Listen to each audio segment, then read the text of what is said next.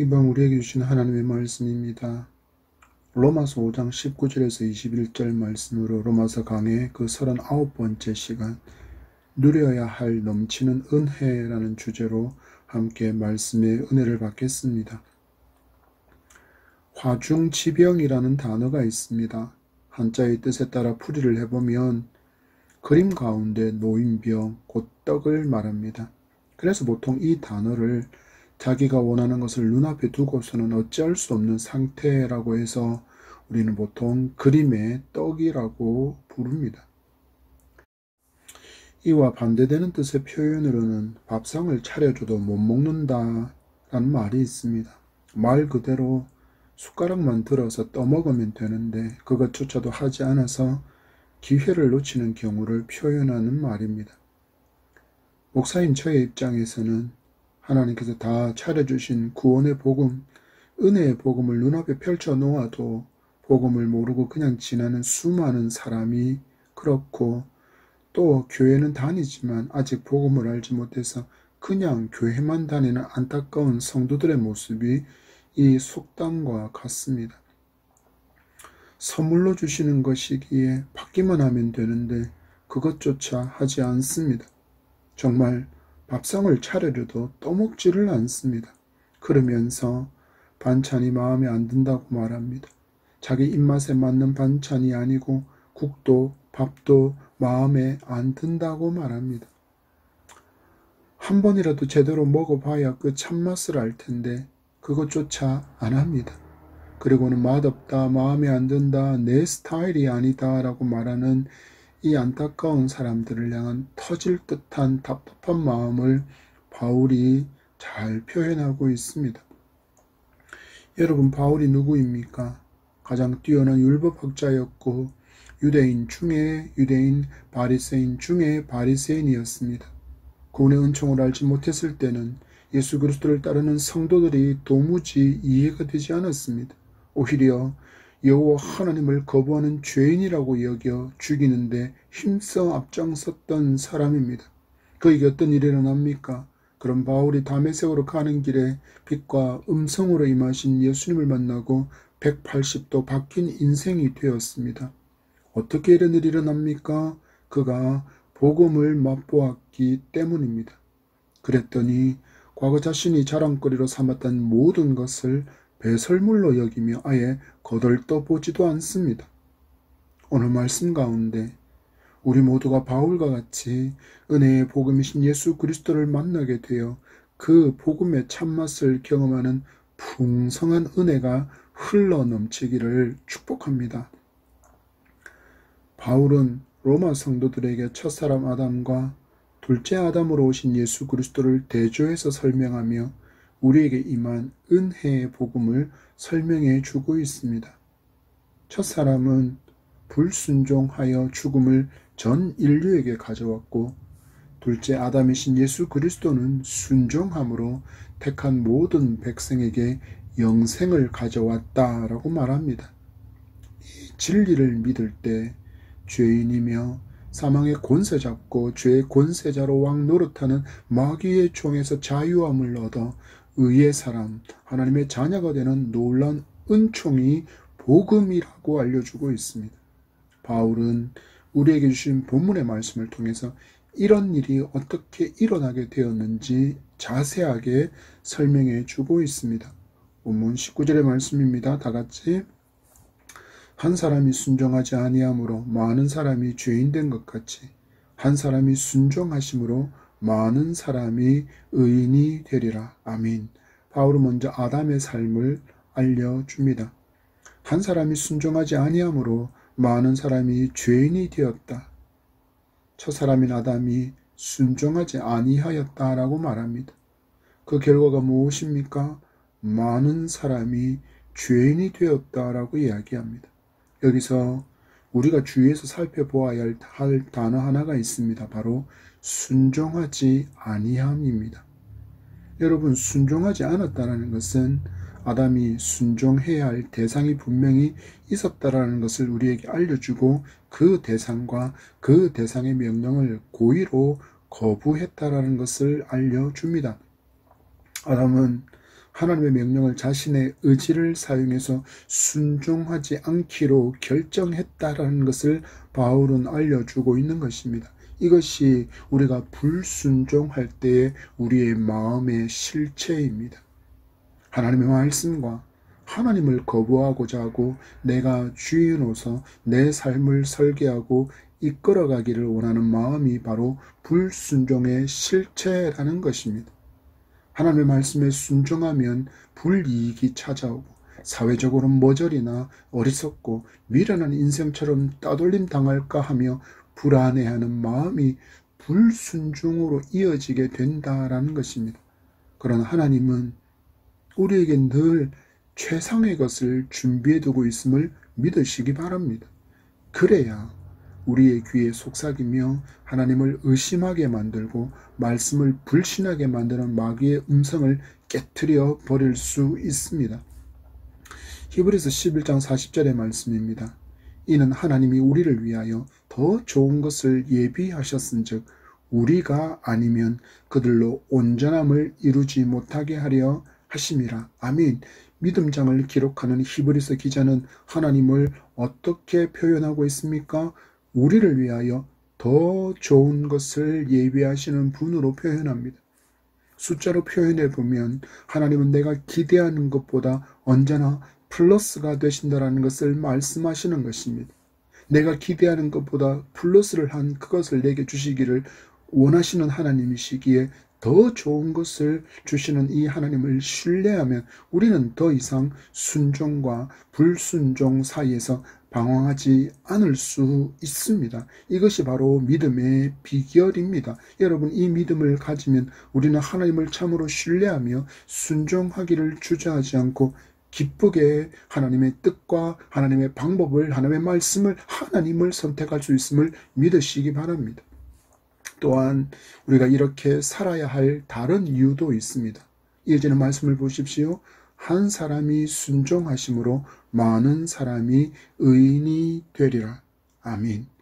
여기 한 사람은 고민할 것도 없이 바로 우리 주가 되시는 예수 그리스도이십니다. 예수님께서는 그 삶으로 보여주신 순종은 강제적인 것이 아니라 자발적인 것이었다라는 것을 알게 합니다. 예수님은 하나님께서 명령하신 십자가에 죽기까지 순종하셨습니다. 그것도 자발적으로 순종하셨다는 것을 우리는 알게 됩니다. 이 순종이 가져올 놀라운 일들을 믿었기 때문입니다. 사도 바울은 빌립보서를 통해서 이 진리를 알려줍니다. 빌립보서 2장 8절에서 11절의 말씀입니다. 다 같이 사람의 모양으로 나타나사 자기를 낮추시고 죽기까지 복종하셨으니 곧 십자가에 죽으심이라. 이러므로 하나님이 그를 지극히 높여 모든 이름 위에 뛰어난 이름을 주사 하늘에 있는 자들과 땅에 있는 자들과 땅 아래에 있는 자들로 모든 무릎을 예수의 이름에 꿇게 하시고 모든 입으로 예수 그리스도를 주라 시인하여 하나님 아버지께 영광을 돌리게 하셨느니라. 아멘.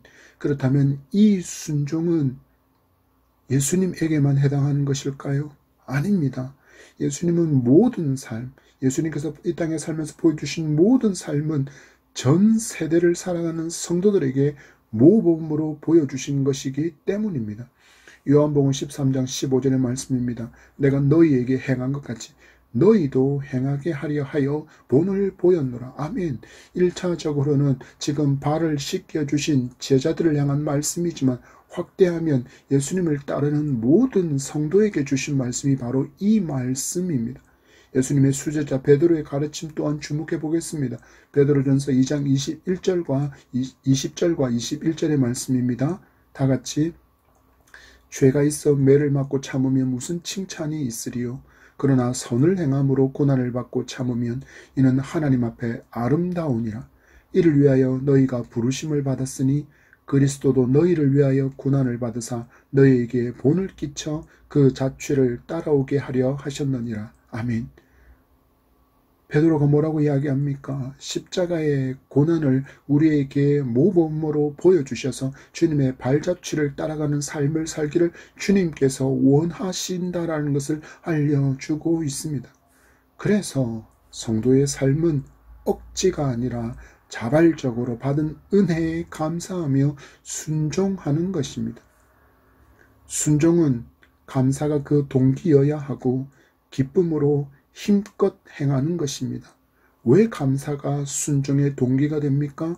예수님께서 순종하심으로 내가 영혼이 망할 지옥으로의 저주의 판결이 비껴가게 만들어 주셨기 때문입니다. 이뿐만 아니라 의인이라 칭해 주시고 우리의 신분을 놀랍게 변화시켜 주셨기 때문입니다. 베드로전서 2장 9절입니다. 그러나 너희는 택하신 족속이요 왕같은 제사장들이요 거룩한 나라요 그의 소유가 된 백성이니 이는 너희를 어두운 데서 불러내어 그의 기이한 빛에 들어가신 이의 아름다운 덕을 선포하게 하려 하심이라. 아멘. 예수님을 높여주셔서 모든 무릎이 그의 이름 앞에 꿇게 하신 하나님은 의인이 된 성도도 높여주셔서 왕같은 제사장이 되게 해주셨습니다. 이처럼 놀라운 은총이 손을 뻗어 잡기만 하면 되는데 마치 크리스마스 트리에 매달린 선물 꾸러미와 같이 매달려 있는데 왜 주저하십니까? 얼른 손을 내밀어서 복음을 잡고 참맛을 경험하며 기쁨으로 믿음의 길을 걸어가는 여러분 되기를, 우리가 되기를 축복합니다. 이어지는 20절입니다. 율법이 들어온 것은 범죄를 더하게 하려 함이라. 그러나 죄가 더한 곳에 은혜가 더욱 넘쳤나니. 아멘. 하나님께서 사람에게 율법을 주신 이유를 바울은 범죄를 더하게 하려 함이라 라고 표현하는데 조금 주의가 필요한 부분입니다. 이것을 해석해 보면 범죄를 깨닫게 하려는 목적으로 율법을 주셨다라는 것입니다. 아담에서부터 모세 이전까지의 사람들은 율법이 없었습니다. 그래서 그들은 양심의 법에 따라서 삶을 살았습니다. 그러나 죄인으로 화인맞은 양심이 된 아담의 후손인 인간의 양심은 제 기능을 전혀 하지 못했습니다. 그래서 자신이 판단의 기준이 되었고 내가 좋으면 바른 것이고 내가 싫으면 바르지 않은 것으로 여기며 살았습니다. 이런 삶의 모습은 사사기가 아주 잘 보여줍니다. 사사기 21장 25절의 말씀입니다. 그때 이스라엘의 왕이 없으므로 사람이 각기 자기의 소견에 옳은 대로 행하였더라. 아멘. 모세를 통해서 주신 율법이 분명히 이스라엘 백성들에게 있었지만 이스라엘 백성은 마치 자신들에게 왕이 없으니 마음대로 해도 된다고 여기며 살았다라는 것입니다. 그렇다면 정말 그들이 말한 것처럼 이스라엘에게는 정말 왕이 없었습니까? 아닙니다, 여러분. 전능의 하나님이 왕으로 계셨습니다. 이스라엘이 사무엘에게 왕을 요구할 때 말씀하신 하나님의 음성을 주목해 보십시오. 사무엘상 8장 7절의 말씀입니다. 다같이 여호와께서 사무엘에게 이르시되 백성이 내게 한 말을 다 들으라. 이는 그들이 너를 버림이 아니요 나를 버려 자기들의 왕이 되지 못하게 함이니라. 아멘. 하나님이 왕이시다라고 말씀합니다. 하나님은 분명히 이스라엘의 왕으로 계셨습니다. 그런데 사사기의 이스라엘 백성은 하나님을 무시했습니다. 자신이 왕으로 살기를 원했습니다. 그래서 내 마음에 내키는 것이 법인 것처럼 행동하며 살았던 것입니다. 여러분 말씀을 주목해 보십시오. 성도가 하나님의 말씀을 알지 못하면 죄가 죄인지 모릅니다. 성경을 모르니 하나님께서 무엇을 그토록 싫어하시는지 미워하시는지 그리고 또 그 죄에 대해서 얼마나 큰 진노를 퍼붓는지를 모릅니다. 그래서 바울은 이 진리를 죄가 더한 곳에 은혜가 더욱 넘쳤다라고 말하는 것입니다. 내가 하나님 앞에서 얼마나 큰 죄인인지를 깨달으면 내게 임한 하나님의 은혜의 크기 또한 깨닫게 됩니다. 여러분 바울의 고백을 들어보십시오. 디모데전서 1장 15절의 말씀입니다. 미쁘다 모든 사람이 받을 만한 이 말이여 그리스도 예수께서 죄인을 구원하시려고 세상에 임하셨다 하였도다. 죄인 중에 내가 괴순이라. 바울의 고백입니다. 죄인 중에 내가 괴순이라. 아멘. 예수님을 알지 못했을 때 자신의 종교적인 신념을 쫓아서 행하며 예수님을 배격하고 예수님을 따르던 성도들을 잡아 죽이던 그 모든 일을 행했던 그 무지했던 그 자신을 죄인 중에 괴수라고 말하는 것입니다. 여러분, 성경은 아주 단호하게 모든 사람이 죄인이라는 것을 선포합니다. 예외는 없다는 것입니다. 로마서의 말씀을 계속 읽어드립니다. 로마서 3장 10절입니다. 기록된 바 의인은 없나니 하나도 없으며 12절입니다.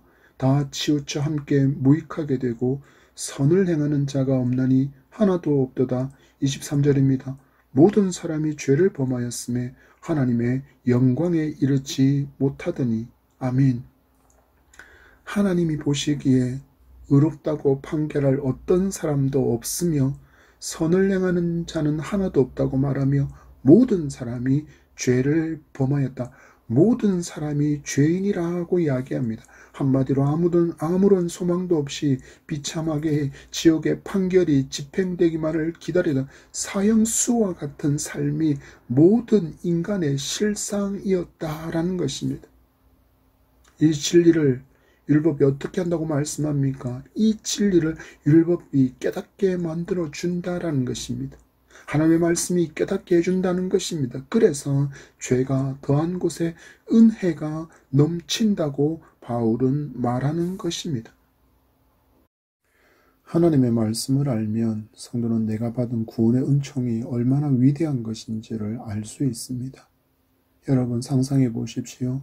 온 우주의 주인, 나의 창조주이신 예수 그리스도께서 친히 십자가에서 죽으심으로 열어주신 구원의 길입니다. 이처럼 놀라운 구원의 은총이 바로 기독교의 복음입니다. 그 어떤 것도 끊을 수 없는 은혜가 내게 임했는데 그것을 발견하지 못하고 취하지 못해서 누리지 못한다면 이것만큼 서글픈 일이 없습니다. 바라고 원하기는 우리 모든 예담향의 성도가 이 복음의 진리를 거머쥐고 흘러 넘치도록 풍성하게 누리고 또 누리는 신앙의 길을 걸어가게 되기를 축복합니다. 주신 21절의 말씀입니다.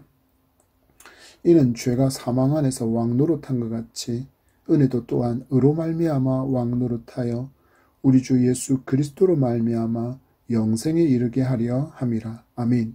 바울은 이제 죄에게 매여 노예로 살아가던 우리가 은혜로 임한 구원의 복음으로 말미암아 의롭다 여김을 받아 이제는 의가 우리의 왕이 되어서 우리를 다스리게 되었다고 말씀합니다. 여러분, 왕의 역할이 무엇입니까? 보호하는 것입니다. 역사 이래 어떤 왕이 하나님처럼 완벽한 보호자로 살았습니까? 백성을 착취하고 고혈을 짜내어 호의호식하며 살기만을 원하지 않았습니까? 이런 모습을 우리는 역사에서 너무나도 많이 만나고 있지 않습니까? 그러나 하나님은 당신의 아들을 제물로 내주시고 우리를 살리신 하나님이십니다. 그분은 주무시지 않습니다. 불꽃 같은 눈으로 우리에게서 시선을 거두지 않으시고 보호의 손길을 거두지 않으시는 분이 바로 나의 왕 여호와 하나님이십니다. 여러분, 벽 하나만 가로막고 있어도 아무것도 할 수 없는 무능의 존재가 우리가 보호자로 삼고 있는 것이 아닌가요? 얼마 전에 유튜브의 짧은 영상으로 어떤 드라마를 보니 이런 장면이 등장했습니다. 아파트 화장실 안에 한 사람이 갇히게 되었습니다. 문이 고장나서 도저히 열리지가 않았습니다. 그 화장실 앞에서 안타깝게도 불이 났습니다. 피어오르는 연기로 인해서 화재 신고가 들어가서 현장에 소방관들이 도착했지만 복잡한 조합을 이룬 현관의 전자키로 인해서 집 안으로 진입하지를 못하고 애태우는 장면이었습니다. 여러분, 이것이 우리가 붙들고 살아가는 보호자의 실상이지 않습니까? 벽 하나 때문에, 번호키 하나로 인해서 가로막혀서 그를 구원하지 못하는 것이 바로 우리가 붙들고 있는 그 보호자들의 무능의 실체이고 모습이라는 것입니다. 사람이 되었든 환경이 되었든 물질이든 건강이든 그 어떤 것도 우리의 완벽한 보호자가 될 수는 없습니다. 그러나 믿음으로 이제 우리에게는 세상에서 가장 완벽한 보호자가 있습니다. 바로 여호와 하나님이십니다. 그분은 무수부재하신 하나님이십니다. 온 세상에 편만한 하나님이십니다. 동시에 모든 곳에 등장하실 수 있는 하나님이십니다. 능치 못할 일이 전혀 없으신 하나님, 나를 푸른 초장과 쉴 만한 물가로 인도해 가시는 최고의 목자이신 나의 보호자가 바로 여호와 하나님이십니다. 시편 121편은 우리의 보호자이신 하나님을 이렇게 송축하고 있습니다. 3절에서 8절의 말씀을 제가 읽어드립니다. 여호와께서 너를 실족하지 아니하게 하시며 너를 지키시는 이가 졸지 아니하시리로다. 이스라엘을 지키시는 이는 졸지도 아니하시고 주무시지도 아니하시리로다. 여호와는 너를 지키시는 이시라. 여호와께서 내 오른쪽에서 내 그늘이 되시나니 낮에 해가 너를 상하게 하지 아니하며 밤에 달도 너를 해치지 아니하리로다. 여호와께서 너를 지켜 모든 환난을 면하게 하시며 또 내 영혼을 지키시리로다. 여호와께서 너의 출입을 지금부터 영원까지 지키시리로다. 아멘. 8절을 다시 한번 주목해 보십시오. 여호와께서 너의 출입을 지금부터 영원까지 지키시리로다. 아멘. 아침에 출근할 때 여러분 보통 가족에게 어떤 인사를 건넵니까? 아침에 출근 우리는 보통 안녕, 갔다 올게 라고 인사하지 않습니까? 여러분, 그 인사가 지켜진 이유를 발견하셨습니까? 우리의 완전한 보호자이신 왕이신 하나님의 보호하심의 손길이 지금부터 영원까지 지켜주신 결과입니다. 성도는 이 진리를 믿기에 오늘도 무사히 이 밤 함께 예배할 수 있는 것입니다. 여호와, 이 놀라운 은총의 이름, 가장 위대한 왕의 이름을 높이고 송축하는 은혜의 예배, 남은 우리의 삶이 되기를 축복합니다. 이것이 구원받은 성도의 마땅히 행할 바이기 때문입니다. 역대상 16장 29절의 말씀입니다. 여호와의 이름에 합당한 영광을 그에게 돌릴지어다. 제물을 들고 그 앞에 들어갈지어다. 아름답고 거룩한 것으로 여호와께 경배할지어다. 아멘.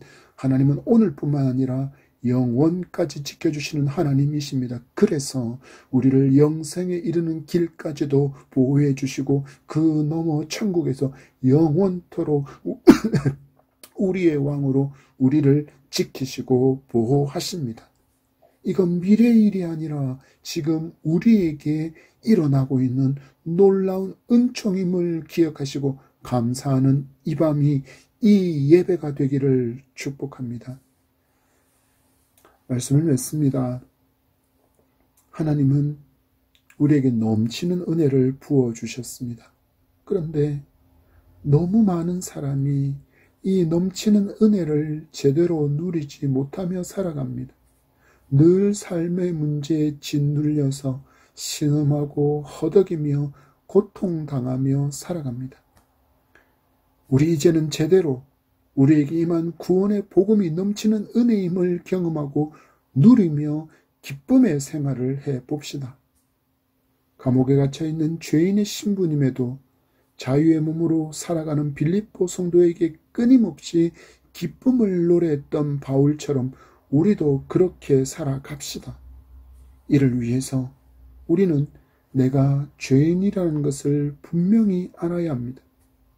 이를 위해서 내가 이미 사망의 판결을 받고 사형의 판결을 받고 살던 지옥의 사형수였다라는 것을 알아야 합니다.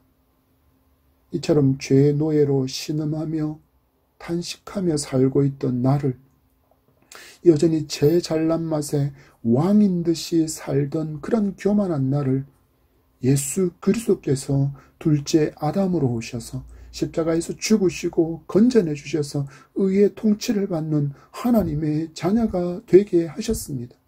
하나님의 은총이 우리와 함께하여 영원토록 우리를 보호하시는 왕이 되어 주시겠다고 말씀하십니다. 두렵고 무섭고 떨리고 불안한 삶을 살아가십니까? 미래에 대한 불안과 염려로 잠 못 이루고 있습니까? 우리에게 단잠을 주시는 전능의 왕께 맡기고 쉼과 안식을 누리며 살아가게 되기를 축복합니다. 왕이신 하나님께 잘 맡기십시오. 맡아 주시겠다고 약속하셨습니다. 마태복음 11장 28절입니다. 수고하고 무거운 짐진 자들아 다 내게로 오라. 내가 너희를 쉬게 하리라. 아멘. 약속의 하나님, 약속의 말씀을 온전히 붙들고 내게 임한 이 놀라운 은총을 누리며 기쁨으로 살아가는 모든 예다명 성도가 되기를 축복합니다.